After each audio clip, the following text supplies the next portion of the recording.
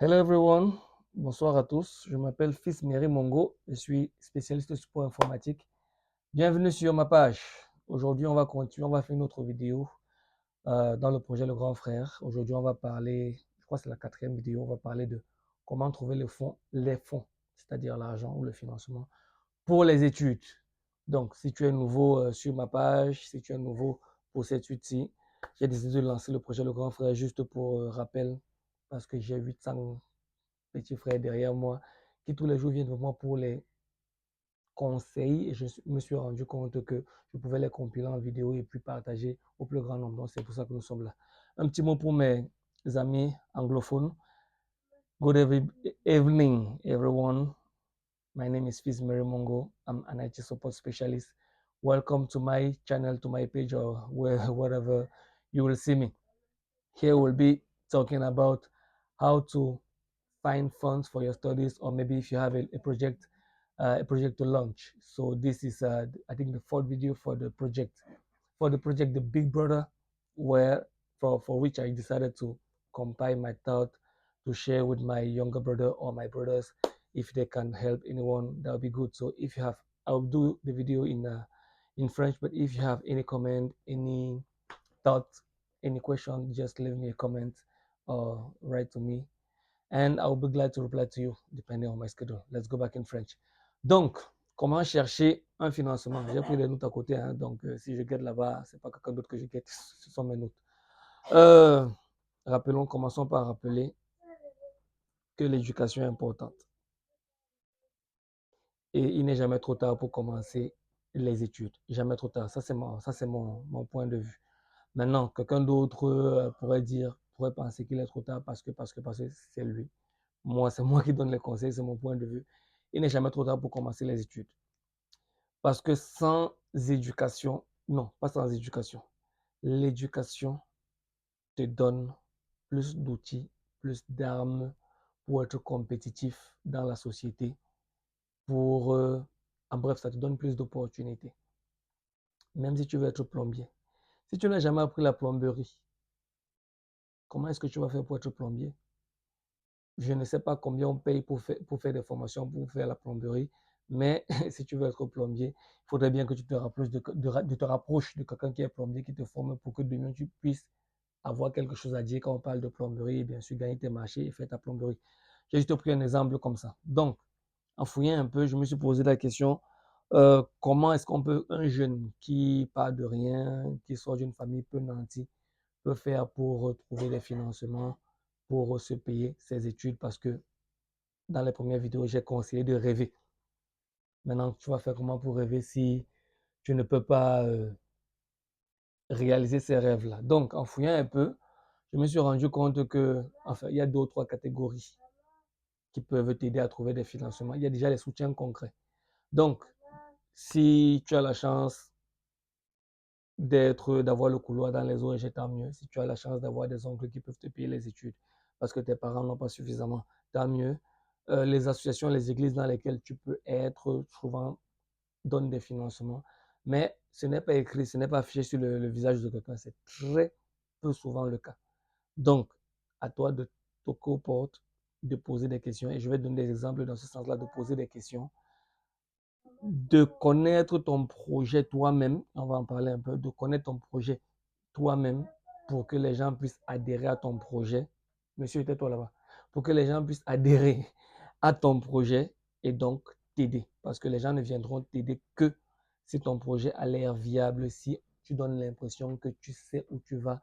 Et on aime aider ceux qu'on sait qu'ils sont sérieux dans ce qu'ils font. Donc, si tu n'es pas un gars sérieux toi-même dans ce que tu fais, je doute que tu trouves ça. Les bourses et études, je ne veux pas en parler ici parce que venant du Cameroun, si tu es au Cameroun comme moi, ça fait longtemps que je n'ai pas suivi que un gars simple, lambda comme moi et toi qui m'écoutes a reçu une bourse. Donc, ça existe, mais ça a l'air verrouillé au Cameroun, donc je ne veux pas parler de ça. Tu peux aussi travailler entreprendre, c'est-à-dire commencer petit. Si tu as la chance de faire un petit boulot, les revenus là, tu peux les utiliser pour financer tes études. Tu peux essayer de chercher un boulot en journée, en WhatsApp. Là, je parle même de WhatsApp parce que sans éducation, il y a certes il y a certainement des boulots qu'on peut faire sans éducation. Il faudrait que tu sois prêt à retrousser tes manches pour entrer là-dedans, les faire. Et puis, le troisième point, être discipliné et bien planifier tes dépenses et tes actions pour que ça puisse marcher pour toi.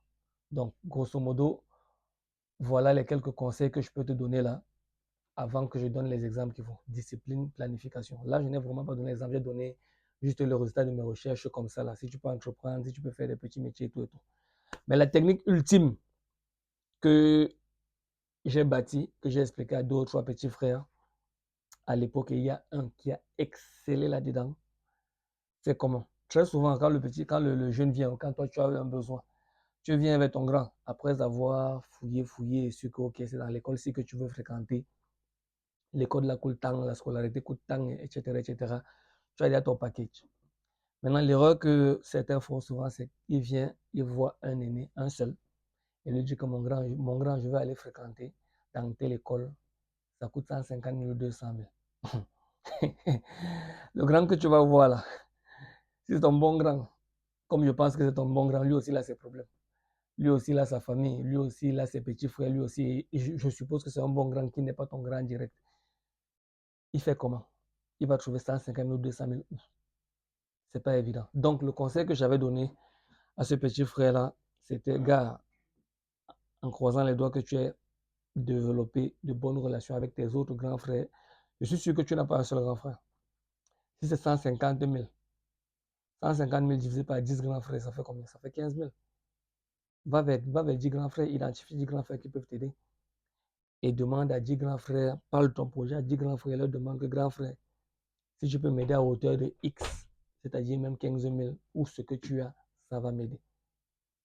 Si tu peux m'aider à hauteur de Y, ou ce que tu as, ça va m'aider en fonction de ton projet. Le cas que j'ai eu, c'était un de mes petits. Il venait fraîchement de finir le bac, il voulait commencer. Merci Dieu, il avait eu le concours de l'IUT, il voulait commencer là-bas. La pension, c'est quoi? 50, 60 000.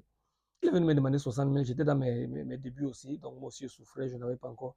Je n'étais pas si financièrement. Je lui ai dit, petit, je t'aime beaucoup, mais je n'ai pas 60 000 à te donner. Je peux avoir 10 000 et je suis sûr que tu peux trouver 5 grands frères qui ont aussi 10 000. C'est facile pour un grand frère de te donner 10 000 que 60 000 ou plus. Donc, dans ton entourage, là, qui est-ce que tu connais que je connais? Si tu veux, je peux appuyer, je peux t'aider à faire un petit message là. Comme je maîtrise un peu mieux la langue française que toi, je t'aide à faire un petit message là. Tu leur envoies ça. Mais il faut que tu passes comme ça là. Quelques temps après, quelques mois après, il avait me dit que grand frère, gars, ton conseil, c'était du génie. J'ai réussi. Et il a fait tout son cursus comme ça. Il a fini ses 3 ans de l'IUT. Il est entré en faculté de génie, je crois, génie industriel. Il est sorti ingénieur. Il a continué comme ça. Aujourd'hui, il a voyagé, il est sous d'autres cieux. Moi, je peux seulement applaudir. Maintenant, ce qu'il faut bien faire quand tu fais ça, c'est qu'il faut être un excellent communicateur. Quand tu demandes, sois prêt à venir rendre compte. Ce n'est pas parce qu'on t'a donné l'argent. Prends l'habitude de rendre compte, en bref. Fais mieux que les autres. Grand frère, tu m'as aidé. Merci. Grand frère, je sais que tu avais la volonté de m'aider, mais tu ne m'as pas aidé, mais voilà ce que j'ai réussi à faire. Et le conseil ultime, il faut utiliser le bon mensonge. Même si tu n'as rien, c'est toujours motivant de dire, grand frère, il me faut 100 000, j'ai déjà 25 000, j'ai déjà 50 000. Si tu les as véritablement, c'est super. Ça va montrer que tu as commencé à chercher. Si tu ne les as pas, utilise même ce bon mensonge-là pour dire que grand frère, j'ai besoin de 60 000, j'ai déjà 20 000. Est-ce que tu peux me compléter? Là, ça montre que tu as fait cet effort-là déjà toi-même. Et donc, tu as juste besoin d'un coup de pouce. Et donc, si beaucoup de tes grands frères conjuguent les coups de pouce en question, tu arrives à tes objectifs. Et tu, comme je dis encore, tu n'oublies pas de revenir dire merci. Très important. Parce qu'ils t'ont aidé aujourd'hui. Parce que tu leur as proposé ton projet. Après ça, si tu ne donnes pas de suite, demain, tu vas revenir avec un projet. La première question qu'ils vont te poser, c'est toi, tu étais d'abord venu et tu n'as pas donné de feedback. Est-ce que c'est comme ça qu'on fait? Et très souvent, la réponse pour le deuxième projet, sans avoir donné le feedback du premier projet, c'est non. Parce que ça démontre que tu n'es pas suffisamment sérieux. Donc, les gars, voilà le conseil que j'ai donné à 2 ou 3 petits frères. Il y a un qui a excellé dedans. Je dis bien, il a payé toutes ses études universitaires sans l'aide de ses parents, de ses géniteurs, juste parce qu'il avait de bonnes relations avec un bon grand frère à gauche, à droite, à gauche, à droite. Ce sont ses aînés dans le quartier qui ont réussi à financer ses études. Et moi, je l'ai félicité pour ça. Ça prouve qu'il savait où il allait. Il a réfléchi sur où il voulait partir. Et à chaque fois, il se renseignait bien et il faisait le bon suivi de son propre projet. Et nous, les grands frères, on aime ça. Le petit frère qui sait ce qu'il veut, qui sait où il va, mais qui n'a besoin que d'un petit coup de pouce pour évoluer. Nous, les grands frères, on aime ça. Donc, les gars, c'était ça le conseil de ce soir.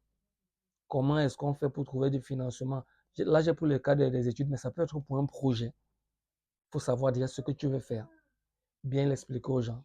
Demander tes cours pour multiplier les genres de personnes le nombre, la quantité de personnes qui peuvent t'aider.